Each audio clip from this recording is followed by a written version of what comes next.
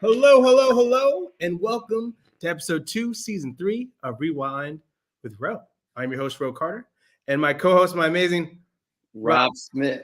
There he is, player. Back in the shaved his face. Shaved his face. All right, looking youngish. Little shaving going on over here. Yeah, I need to get rid of some of the grays. You know what I'm saying? It happens sometimes.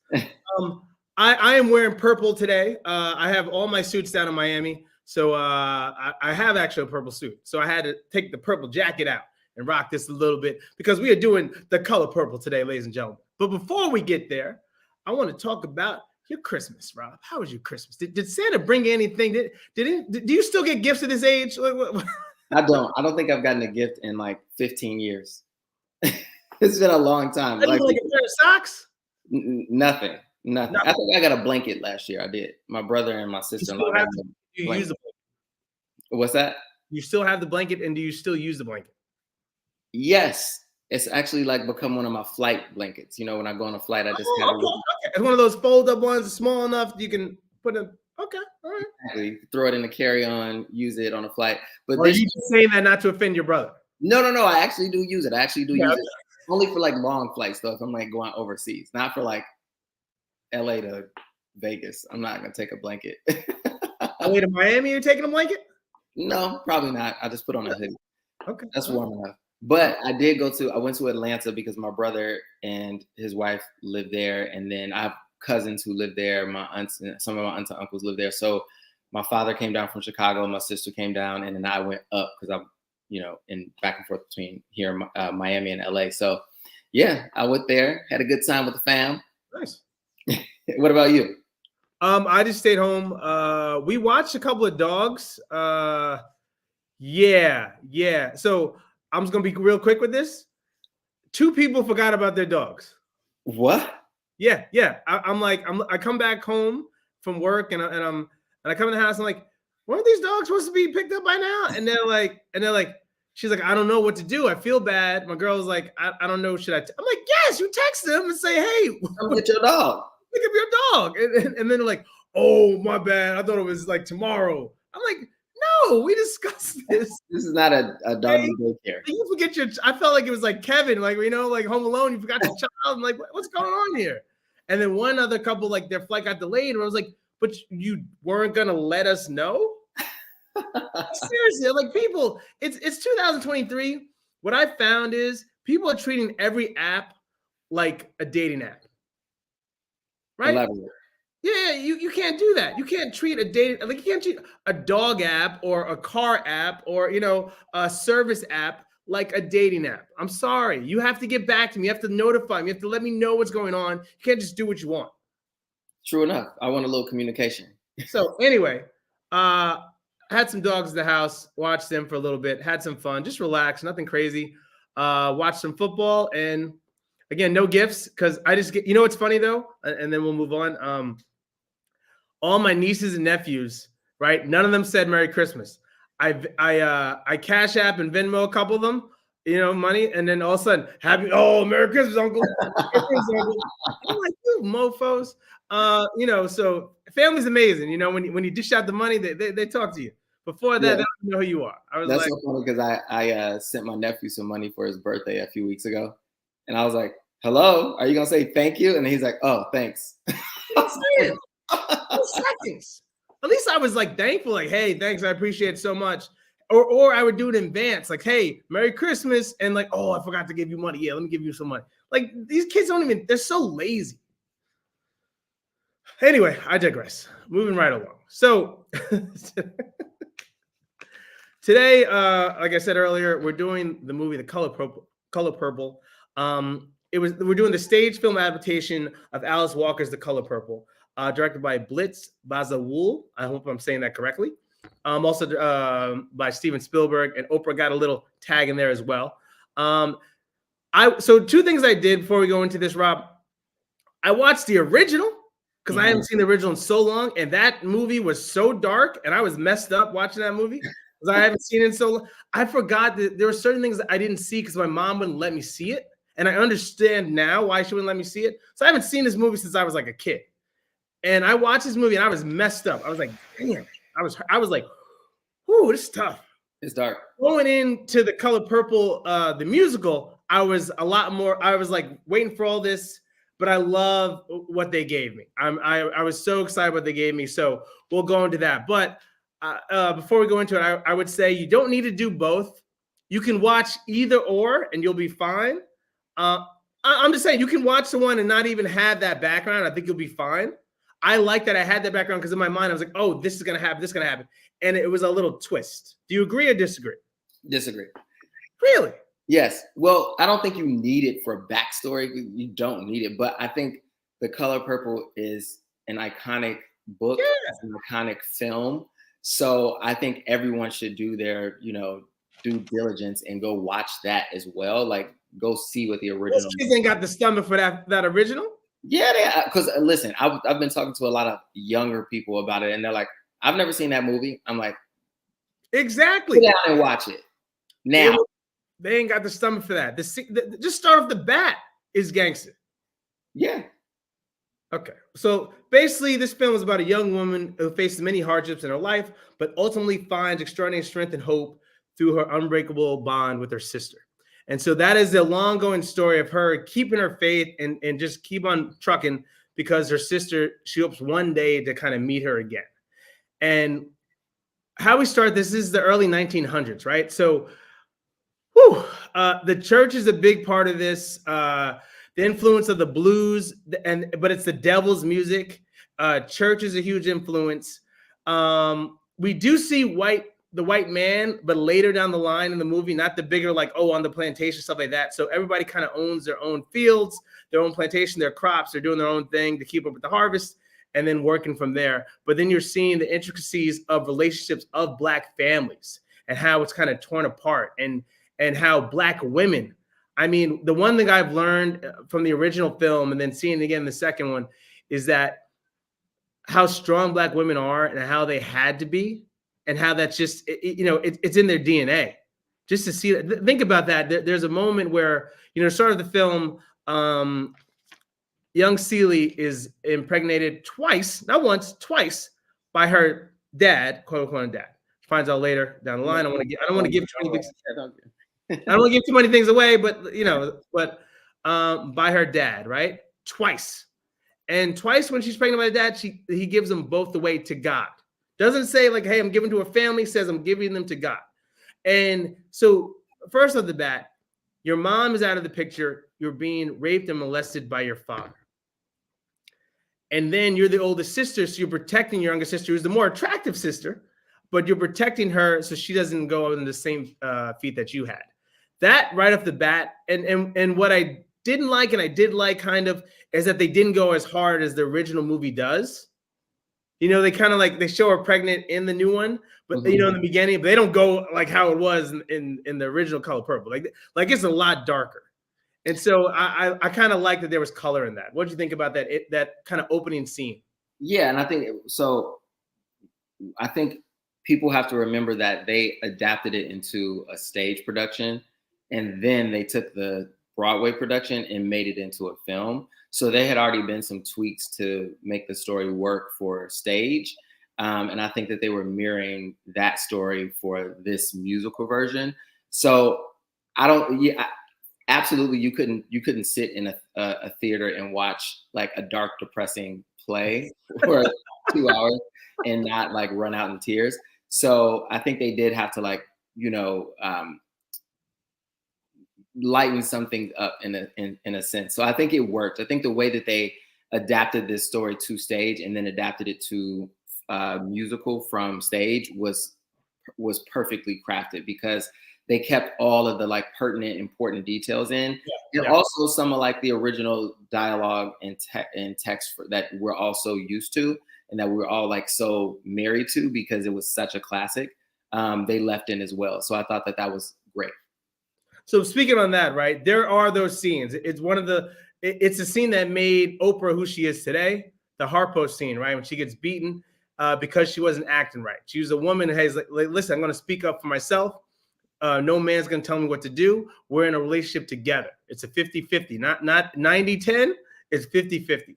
And so Silly, played by Fantasia, who did an amazing job. Wow, shout out to Fantasia. She knocked it out the box. Her vocals are still there. She has that it's Fantasia, right? You just turn, oh, that's Fantasia. I know what that is. That's Fantasia.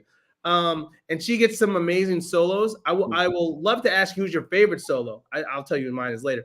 But basically, Celi's character says, "Hey, you know what, Harpo? If you want to make sure she gets in line, you got to beat her."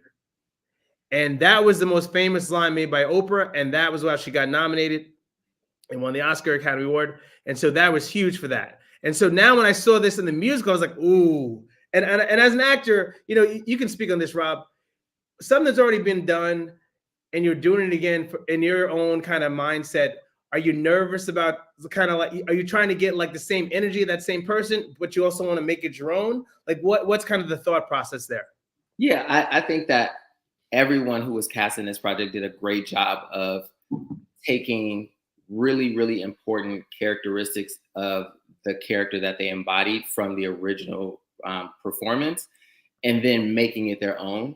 Even when they had to, again, repeat text that was already like super famous. Yeah.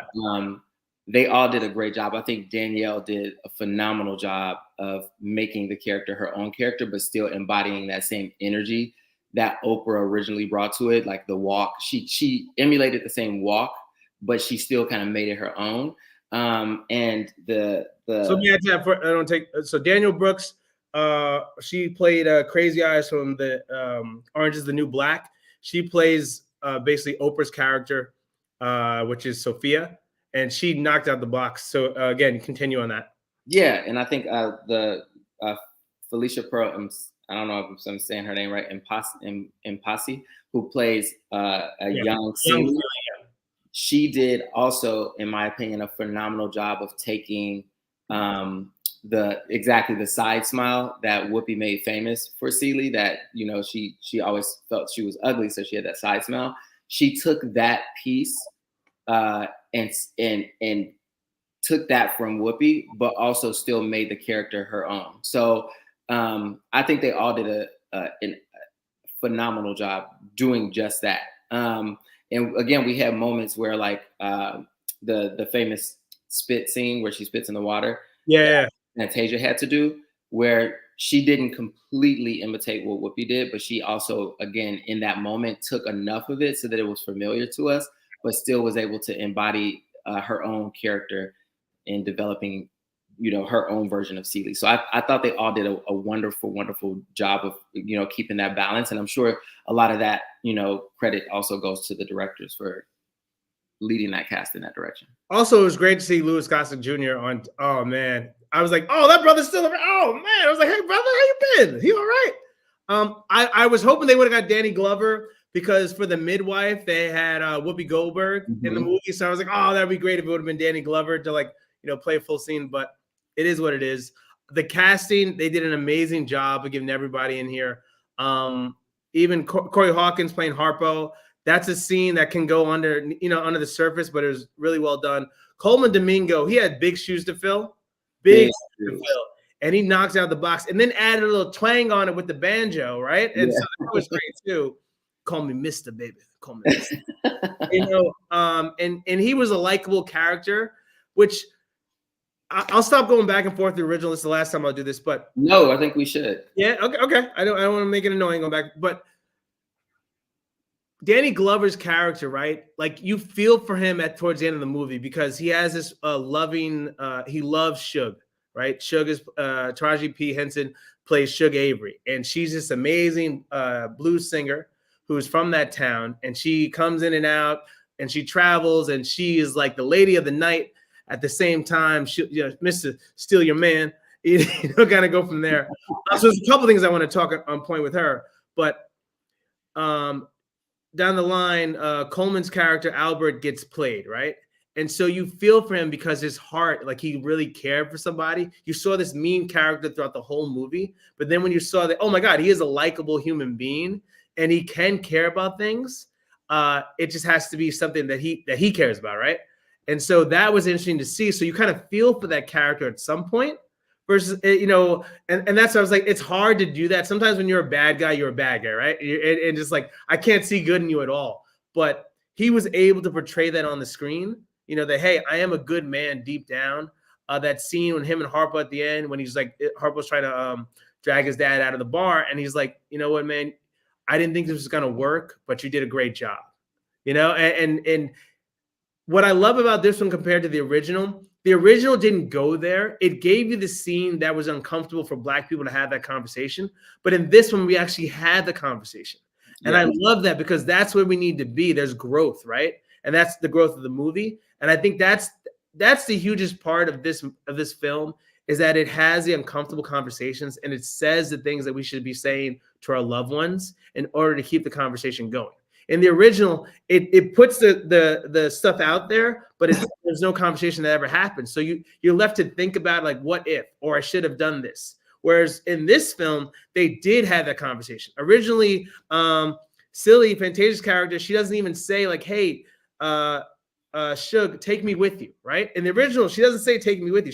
She's holding that back. She's so fearful of Albert from beating the living daylights out of her. And this one, she feels more comfortable, more strong. You see, the Black women in this are a lot more stronger than the original because they're bolder to say, hey, you know what? No. Not only are we going to say that, but we're going to do a whole song. Here we go.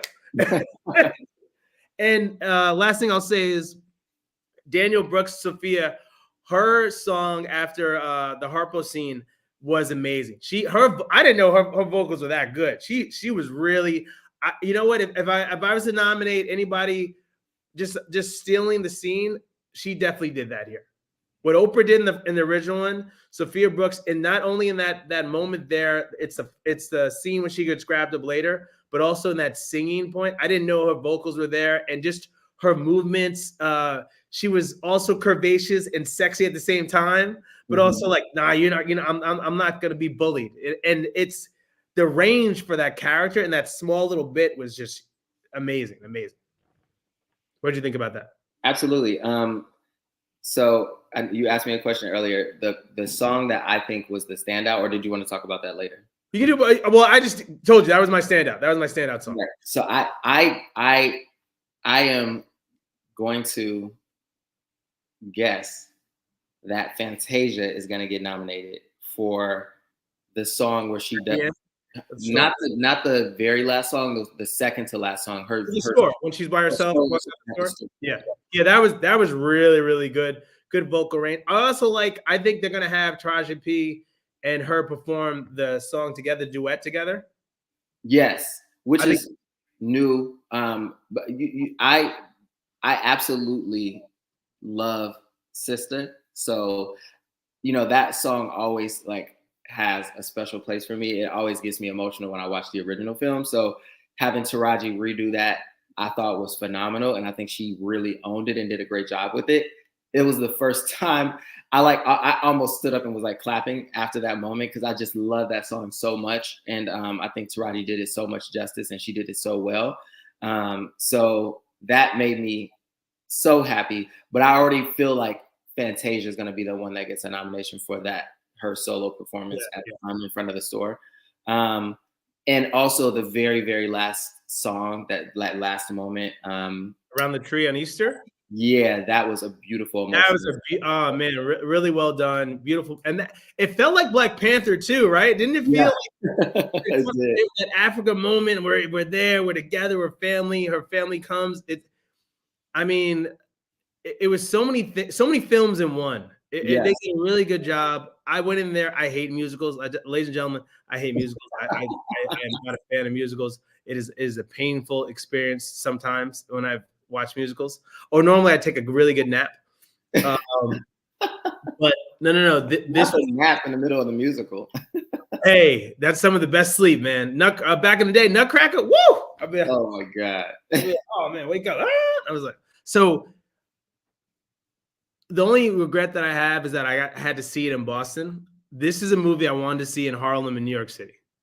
I wanted to feel the energy. There was one or two Black folks in the theater, but this is what I needed to hear. I needed to feel that. And that's my only regret of watching this film, that I wasn't surrounded by my people, because you know that the movie becomes a whole different movie, right? Absolutely. Right. I remember Black Panther. And I think I said this before, like earlier season. I was like, there was a baby crying, and the guy was like, "Yo, man, miss, I don't want to be rude, but could you please take your baby outside?" Like, it was just very polite and good energy, It was like, and when Auntie came on the scene, like, "Hey, Auntie," everyone's like, "Hey," So it's just things like that you kind of miss, that really like makes the film its own. And I'm sure I missed, those are things. I don't know how was your experience when you saw it in the theater? Well, unfortunately for me, I went, a few days after the original, the official release on Christmas Day. So my theater was a little bit empty, which I was okay with too, because it allowed me to really focus and not be like these guys invested in the crowd, be into into the moments that were their favorite from the original. So it was fine for me, and I had no issues with my audience viewing with me by myself. I was cool with it. Okay, all right. There was maybe like 7 people in the theater. Unfortunately, I wish it was more packed, but I went to like a late show. That's how you do it, in and out. I went to like a matinee. That's gonna be packed. No, it was on there. It was on that matinee. Yeah, 3:00, 3:30. It was raining, and East Coast is raining right now, so no one was like 10 people in the theater. Oh yeah, that's no. A lot of old white folks. Very weird. It's a very weird moment. Very weird. They like the color purple too. No, I know, but it was just very weird. Like, let me see what they're talking about. I'm just. Oh my God. Okay, so back to another point you made though. Danielle Brooks, with her having to take on that scene that Oprah originally did in the film. Yeah.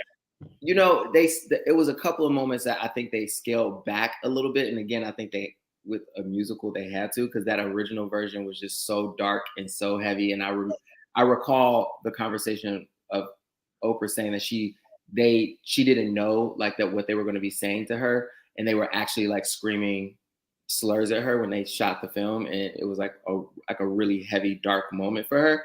To experience that. So I recall that being the conversation she had about it. So this time it was much more like implied than it was in the film. So, it was still great. She still did a great job, because we got to saw, her go from this strong, independent, vibrant Black woman who was kind of changing the narrative of what Black women were in that area, to becoming like this subservient, broken, servant now. So basically they just whipped her back into a slave.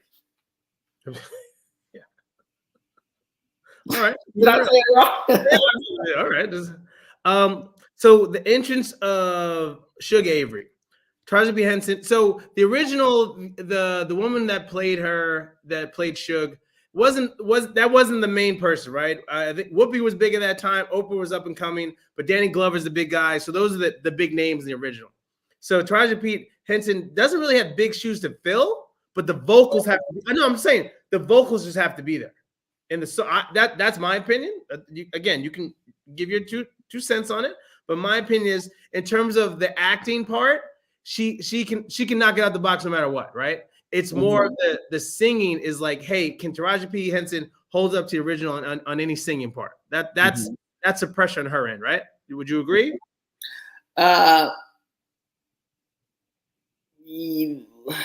Yes and no. Yes and no. I would say that because that character is so iconic, that performance, Suge Avery in the original film, Margaret Avery is her name. Her performance is so iconic that Taraji still has like big shoes to fill, in my opinion. The same with who played Squeak? Her? Yeah. So, and that was Ray Don Chung in the original. Squeak. And so Ray Don, that was crazy. I was like, oh shit, I didn't know that was. I was like, oh damn, they had like. Listen, the cast is amazing. I don't know who Margaret was. So for me, again, the only people that stood out to me, Danny Glover, his father, because he's in the Biloxi Blues, and he's in another movie where he plays a general. What's that? It's a military film. But anyway, whose old dad, the mixed guy who plays in the original. Anyway, but it was really about Oprah and Whoopi Goldberg at that time. That's what I recall. I honestly, I don't even. I was like, who's this? Who's this Suge? I was like, who's this girl? I'm just telling you what I recall. That was the last person. Yes, that's what I'm telling you. That was furthest from my radar.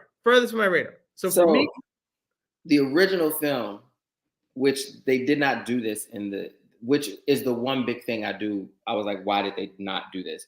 Suge has probably the biggest emotional scene that people remember in the film, and they changed it for the stage production and for the musical, which I was like, ugh, they should have left it. And that's what I'll agree with you on that. There's a lot of things they just fast forward, and I felt they didn't develop the character enough to go to those big scenes. Sometimes there were some moments I was like, oh, this is, from the original, this scene, they built this character up. So when this scene happens, you're like, oh, I feel that. I really do feel it. I feel like some of the scenes were kind of rushed, and so I didn't really understand the character yet to know, like, oh my God, let me feel the pain. Yeah, so the biggest rush scene to me was the rekindling of the relationship between Suge and her father, who is the pastor in the town. That's one of the best scenes. And they just made it like 2 seconds. And then all of a sudden, David Allen Greer, you want to play the piano, and you sit down the next minute. Exactly, but that whole experience of her like singing at the juke joint in the original, and then hearing the church music, and then I was hoping they would keep that in. I was praying. I was actually excited that, like, please keep that in. And I see them going. I'm like, okay, are we gonna get this? And then I see Suge pull up in the car to the church. I'm like, no, they're not gonna do it like this. Come on, man. If I was Taraji, I'd have been like, nope.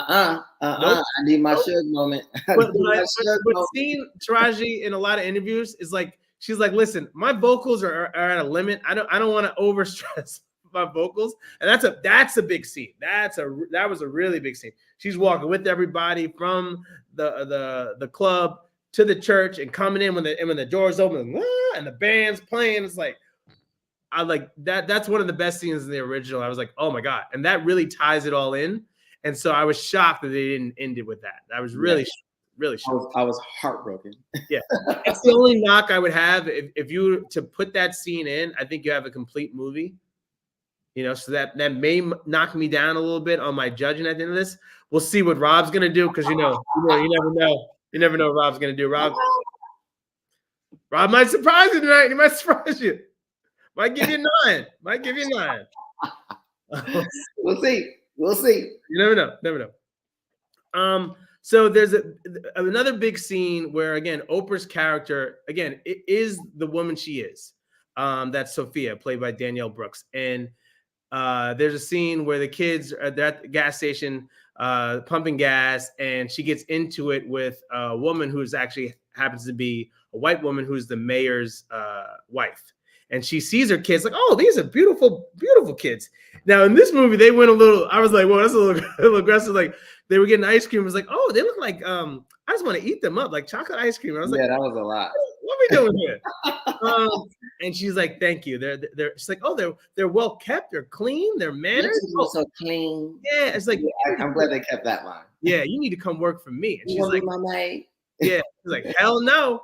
And so that's still resonates with me. It's such a deep moment. I always ask myself when I see these period pieces, could I go back, and if I was born in that time, would I be one of those people that say, nah, man, you ain't gonna do that to me? Or am I gonna be like, yes, sir? Yeah, And so that's a moment, that's a period where it's like the brother's like, yo, don't do it. And like, just get in the car, Lawrence Fishburne's in the original. And Lawrence Fishburne, that was crazy. I didn't know Lawrence Fishburne was in the original, so I saw it again. And so Lawrence Fishburne was like, Sophia, don't do that. And to be a brother and to know, like, hey, I can grab another, like, it's such a mind F because you can kill your own people, right? And no one's gonna care 2 cents about you, right? But we step out of line in front of white folks, that's it. And you have to be on your P's and Q's. And so there's an education to that, right? Like knowing where I can be, who I want to be, you know? And in that moment, it's like, one, you're talking to my children with disrespect. Two, you're talking to me with disrespect.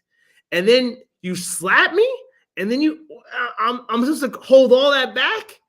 And knowing what the outcome, I mean, at that point, you could have got lynched, right? If it was a man, he would have definitely been lynched. Absolutely. 100% would have been lynched right there on the spot. So for a woman, it's like, oh, she done lost her mind. To be in jail for 6 years, bro, 6 to 8 years. Are you kidding me? And then your property after that, you go back to being like that messed me up so much. And they really messed Oprah's eye. In the original. The original Oprah's eye is this way. I don't know how to feel like, oh damn, and you gotta go to work. And she's like, yeah, what's up, man? I'm gonna be my. And so it put me in a place where I was like, wow, like what would I do? Like, could I hold it in and be like, you know what, and think about the bigger repercussions, or am I just gonna be in that moment and be like, you know what, forget this, you ain't gonna do this to me? Listen, I am not even gonna try and think I can imagine what it would have been like and what I would have done. So, you know, I always steer clear of that as a conversation, because everybody's always like, I would have never let nobody. Like, you at least have to go through the process of it. Like, you know, could I like 3 things happen? Hear me out again. Your kids get disrespected, you get disrespected, and then you get smacked upside your head. Nothing. I'm not saying nothing, but I'm just saying, I can't be like, that person is crazy for responding that way, because I don't know what I would have done, because there's so many other variables at play. And, you know, that's why everybody else in her life was like, don't do it. No, we know you like to respond, but don't do it.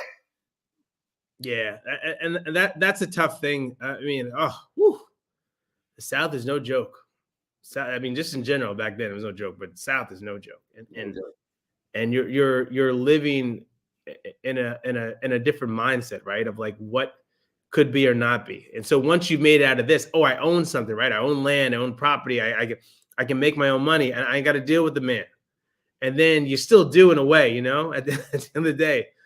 So it's, that was a tough one. I'm glad they kept that in, because that really, you know, that's a big piece about who Sophia is as a woman. And again, that's me leading in the beginning of the when we started this conversation, is like, you know, how strong Black women are, and you see the BS they have to deal with. You know, she says, hey, you know, I've been, my dad touched me, my brother touched me, my uncle touched me, these people, you know, now I got to deal with the man outside of that. And so many things to stay strong, and also stay strong for the family.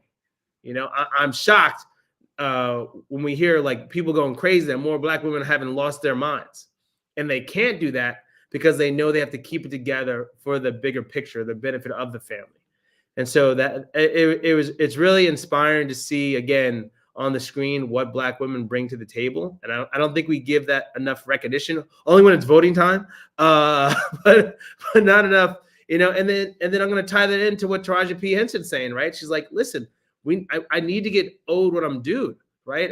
And we need to get paid. Black actors need to get paid what they're owed. And I tried to Google what she was getting paid for this movie, couldn't find it anywhere. I Googled so many different things, couldn't find. I find out her net worth. I found out what she get paid on another movie. Cannot find out what she got paid on this movie. And so I made a joke earlier. I don't know if I should I say the joke, or oh man, I'm not saying the joke, so you can say it. I will say that, and this is my opinion. This is not Black Film's opinion. This is my opinion. I think, and I'll leave names out. This is how I'll keep it safe. I think the way Taraji P Henson was hired is kind of like when we hire Black folks to do a job for us. We expect a discount, and that's the most messed up thing that we do for our own people. Is because we feel we're kin folks that we should get a discount, right? You wouldn't do that to Asian people doing your hair. You wouldn't do the white guy coming in and doing your refrigerator and all that other stuff. So that's why I feel her pain when she's saying, like, listen, you know, I shouldn't be discounted. You know, I should know my worth. At the same time, though, I mean, You had Empire on what, 3 seasons? You make them. Hey, I don't know what you did. It was a big show. I don't know. You wound out. Just my 2 cents. Nothing to add there, Rob. Just gonna keep it. Nope. Okay. Right. Thanks, Rob. Good job. We'll leave that all for you. Overall, I think this is an amazing film. I highly recommend it. Please see it in theaters. You can't even see it. I tried to stream it because I didn't run into the movie theaters today. It was crazy. So I literally saw it today.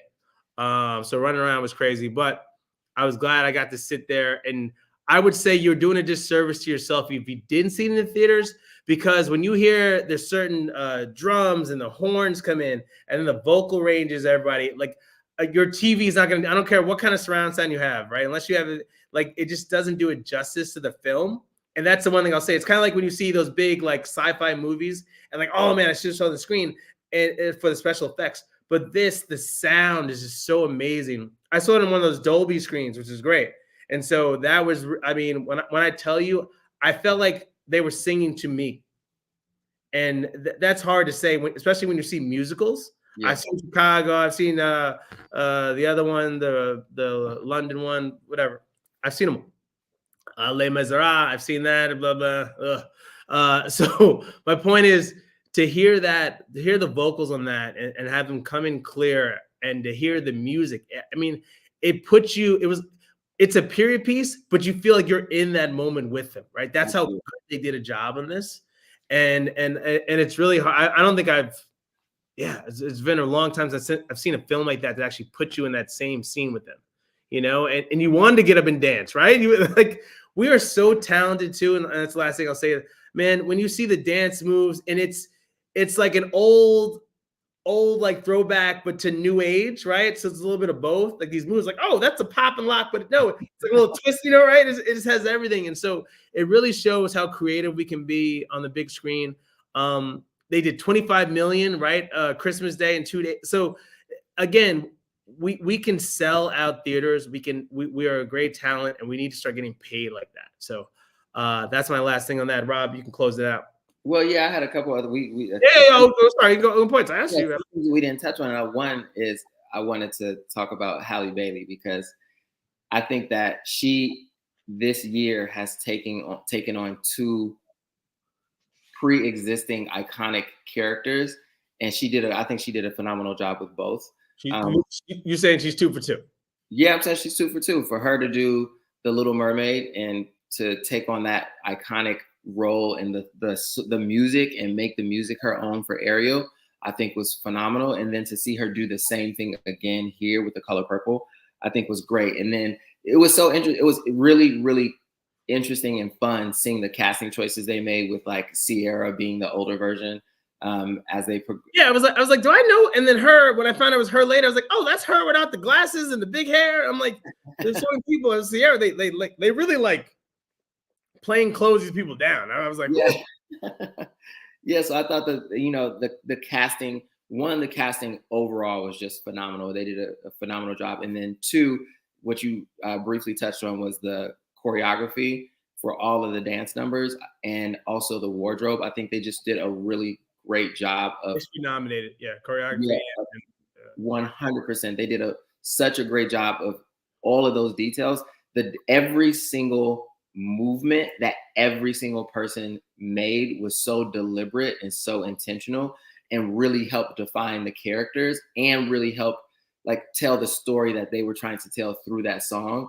So it was so impeccably done, from choreography to wardrobe to the environment we were in to the casting to the direction. And to the other points you made where it felt like you were in the moment with them. A lot of the time they were actually starting off the songs by singing directly into camera. So they were like connecting to us, and then it would pull back, and then we would get the full experience with them and the dancers and all the other. So it was, I just thought all of those little choices were so deliberate and so and great, because they really helped to make the story unique and make the experience unique and different from the original in enough of a way that it validated the need for this musical to be done in the way it was. Because I know everybody's like, don't touch it, don't touch it. But I think that because it was a stage to musical, and it wasn't just a rehashing of the original film, it worked, and it worked very, very well. Yeah, they could have really messed this up. They really could have. Yeah, they could have screwed this all up. And no one's working again. Like, you worry about getting paid equal, girl. You ain't ever working again. The only thing I was upset about, I don't believe that print was out at that time in the 1930s. So Miss Silly's pants. Albert's pants, the silver pants. That's like a retro, like 70s disco kind of print. I was like, there's no way they had that back. That was the only thing. I was sitting there the whole time. I was like, there's no way those pants. There's no way. There's no way. I'm literally saying there's no way. There's no way. That's my only thing I have that I would not. Like, didn't happen.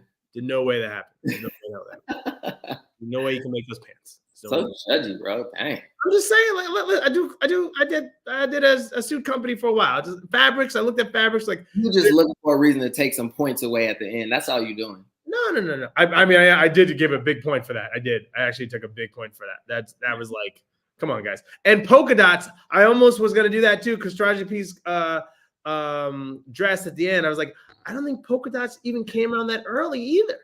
I almost literally I almost went to a deep down rabbit hole, like looking at polka dots came out. Like I'm just saying. I don't know. Someone did the research. I don't know. Anyway. And shout out to David Alan Grier. Like, so I know David Alan Grier not only from a couple of things, great actor who was always Eddie Murphy, one of my favorite movies, Boomerang. But when he goes out with Halle Berry, it's one of the, like, if you want to laugh, that whole film beginning to end is great. But David Alan Grier used to be on A Living Color, and he used to do it with one of the Wayans' sister, and they used to be a character. So I couldn't take him serious when he was playing the piano, because that's what they would do. There was two old singers, like, and they would just like act a fool. And I was hoping at the end, I stayed to the end to see if there was going to be like some outcuts of that. And I love if they do, like on the DVD, if they actually have. We don't do DVDs anymore? I don't know. I'm old. What we do now? You don't get any? I guess they still do DVDs. I don't know. I have a DVD collection, so yeah, so do I. They don't make DVDs. You can't get a DVD movie anymore. I guess you can. There's no other like where to either download it or you buy a DVD. You have it. No? Yeah. I'm old. Anyway, God damn it. Telling that age, bro. Telling that age. No, because when you buy it now. You technically have it until that streaming service goes out of business, right? And that streaming service is out of business. What happened to the thing you bought? Exactly. That's my point, ladies and gentlemen. So that's why you can still buy a DVD.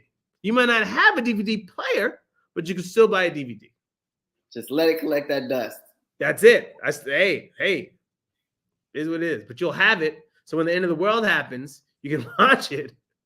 Like, I can catch up with stuff. See, we're coming full circle. So last week's show, you'll see what we're doing here. Yep. Any other shout outs I want to give? Deion Cole. Hey man, he played a tough character in the beginning. I didn't even know that was Deion Cole. I was like, is that Deion Cole? So he plays Silly's dad in the beginning of the film, and that was a dark character too in the original. So he did a really good job. Like I shout out to comedians who can actually go and be versatile.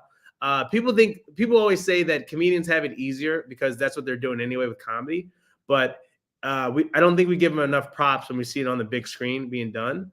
So again, if you would have told me I'm going to give that role to Deion Cole, I'd be like, you're out of your mind. And so he did a really good job. Just shout out to him. Everybody. And here's my other point that I'm taking away. John Baptiste. I love him to death. He's a musical person. I don't know why he's in this movie. He has no. Listen, compared to the brother that was in the original. Listen, I have no disrespect against John Baptiste as a musician. He has no purpose to be in this movie. So in the original, what Suge's character says is, listen, I love Albert, but he's not a man. You tell me John Baptiste is going to be over Coleman? Come on, man. Have it make sense. I'm not saying John Baptiste is a man. sorry. So you understand what I'm saying? Over Coleman? Yeah, because Coleman was a abusive monster. Of course, but he was more of a manly character than John Pep. You don't want that. She wanted somebody who would take care of her. And I think she's like Little Richard with a wig on. That's what he looked like in that scene. But I think the important thing was she evolved and she grew into a space where she understood the value of him wanting to take care of her in a different way, and it wasn't just about like having sex and getting drunk and living that life. It was more about building something with her. So I think that's why Rob is co-host on this, because he brings it back down and he's like, listen, bro, it's not always about that. It's about this. Thank you, Rob. I'm here for you. It's called a Rob moment. Other iconic moments that I'm glad they kept in, which they had to, which is the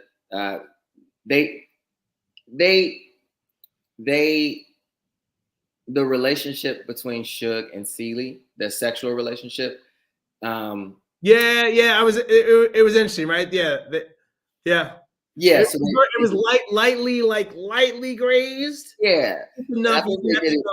I think they did it in the right way. They did the duet together, and then they, have the scene waking up in the morning together. So I'm glad they left that part of the story in, because it's very important to. I'm shocked that actually Fantasia did that, because she's old school church. But this is not her story. Again, she hired to be an actor. And I know. But I'm just saying, you you're gonna do the part. The devil wants you to do that part. Does the devil want you to do that? Is that the devil? Hey, if you want that Oscar nod, you do the part.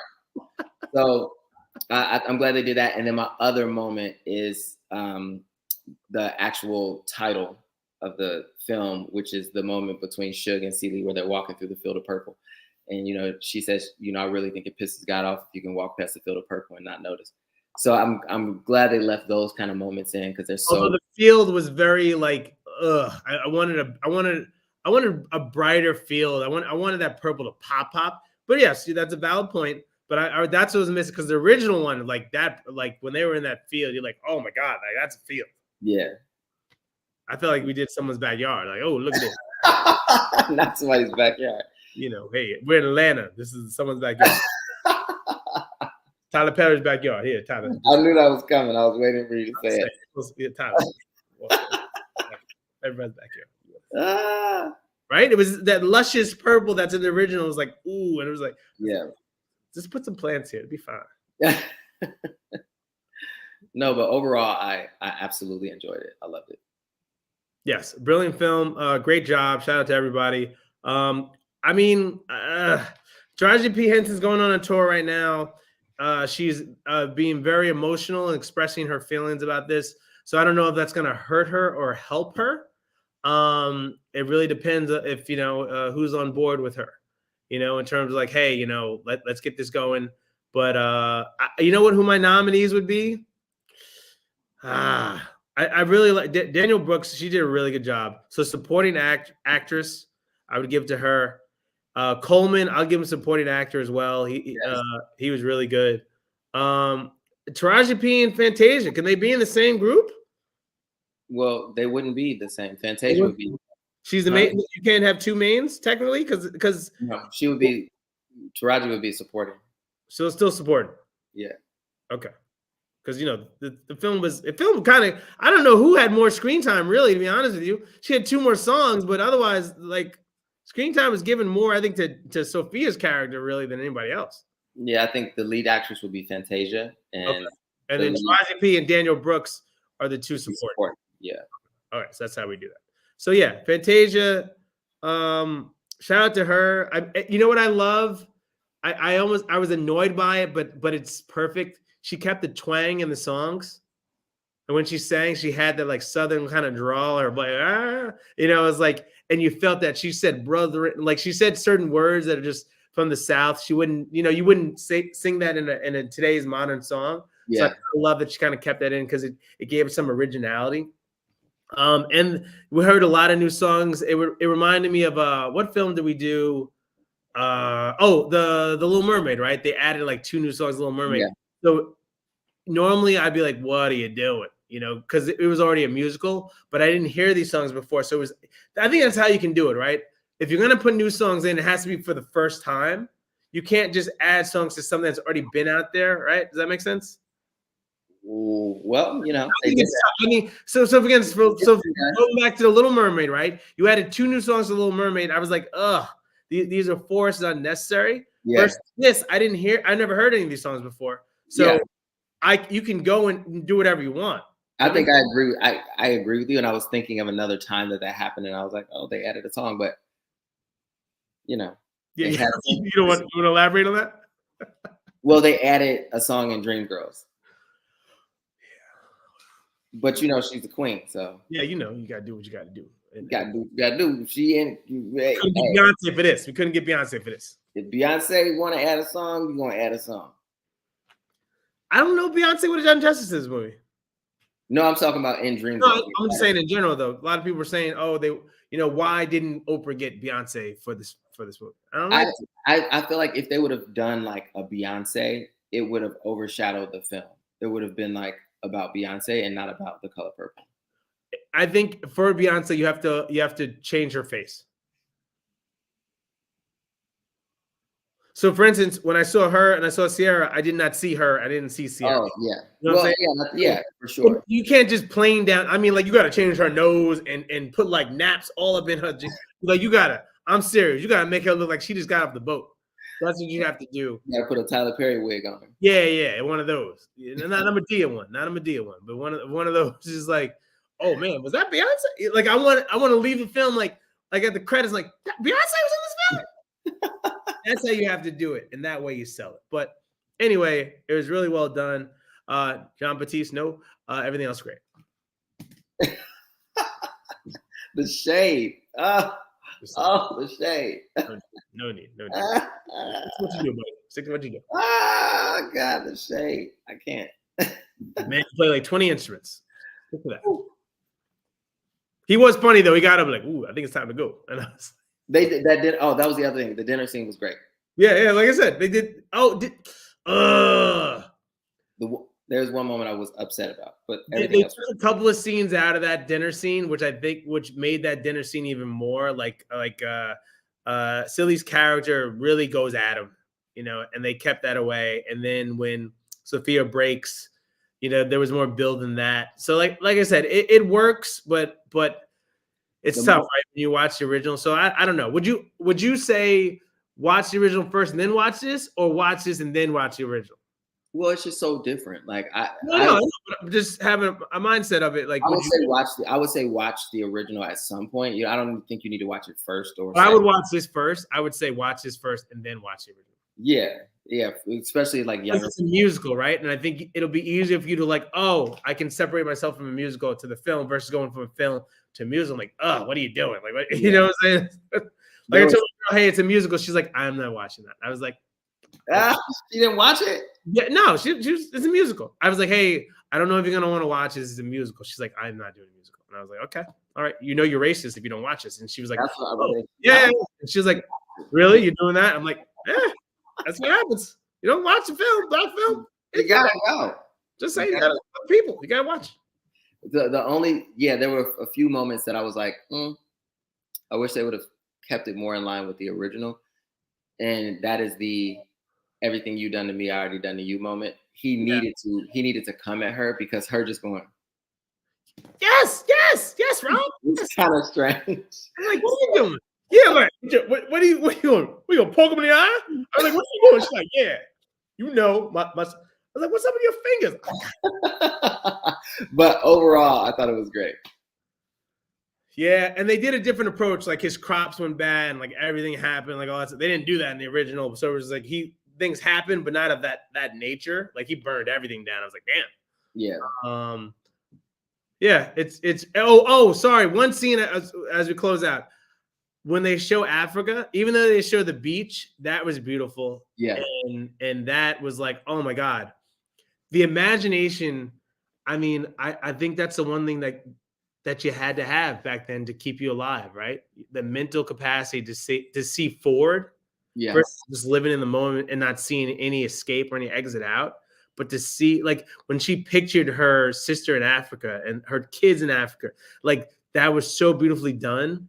Yeah. And that's that again, another reason why I love us. I mean, it's just like, that's our brains and our minds are able to escape these periods like that we're in like the darkest moments, and I can go really dark right now, but I think in a way that's why our suicide rates are a little lower than other races, is because we've been in these turmoil or these situations where we had to think of another way out, right? And use different aspects of our brains and of our bodies to find a way out, right? Mentally. And now you're seeing a toll on that now.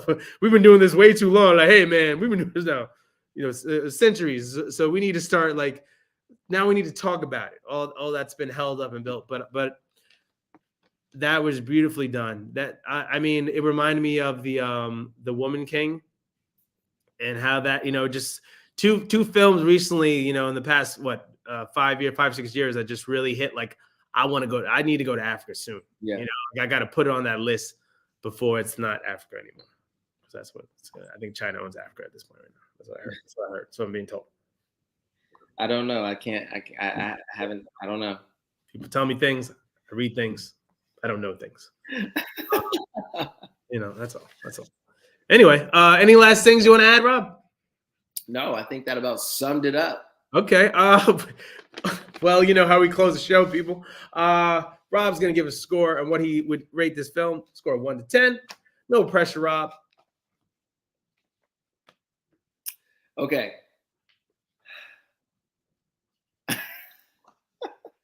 As much as I want to say 10 out of 10, I'm not going to. And only because of those little moments where I feel like they left out or adjusted. But I understand it was adjusted because it was originally adjusted for the stage production.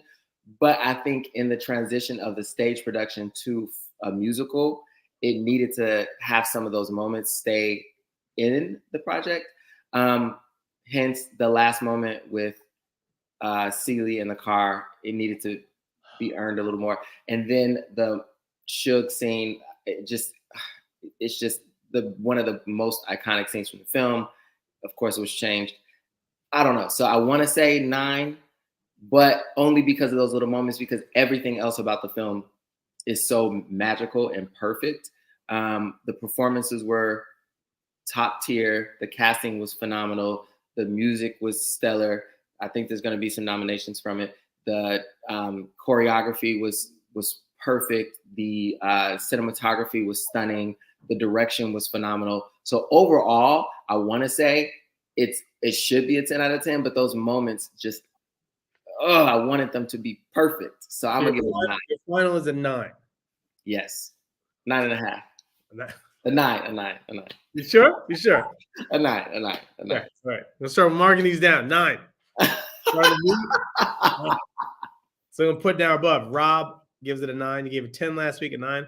Get your average by the end of the year. See what's going on. Well, I mean, if you got to throw in some Tubi movies, then I'll be like a 0. But wow, shots fired at Tubi. Sorry, wasn't me. I mean, Tubi's in minding their own business, trying to keep people entertained, during the strike, and you're like, I'm sorry, Tubi got hit with a straight bullet. But look, I want to add something. The sets were amazing. Yes. The scene where she gives her a bath, and they do like a record player spinning, and then she's in the tub, and then when they do the duet together, and then the restaurant scene, not bar, it was like the bar, but then it's also the store, and she switches over to a clothing store. That was a good scene. So there are really some amazing things with the set production. That was amazing. The sets are really nice, and I think you had more leeway, especially with a movie versus a stage off Broadway. You can really do some things. They said they put 90 to 100 million in this film. So, all right, Taraji P got. Anyway, she got. I mean, don't sound like she got anything. I don't know what she got. I can't hired her on a discount. I can't comment on that. I don't know either, but it sounds like the way she's speaking that she didn't get paid her value. I will say to everybody again, know your worth. And I'll leave it here. This is Rewind with Ro, Black Film. I'm your host, Ro Carter. My co-host, Rob Smith. Thank you again for tuning in. Have a good night.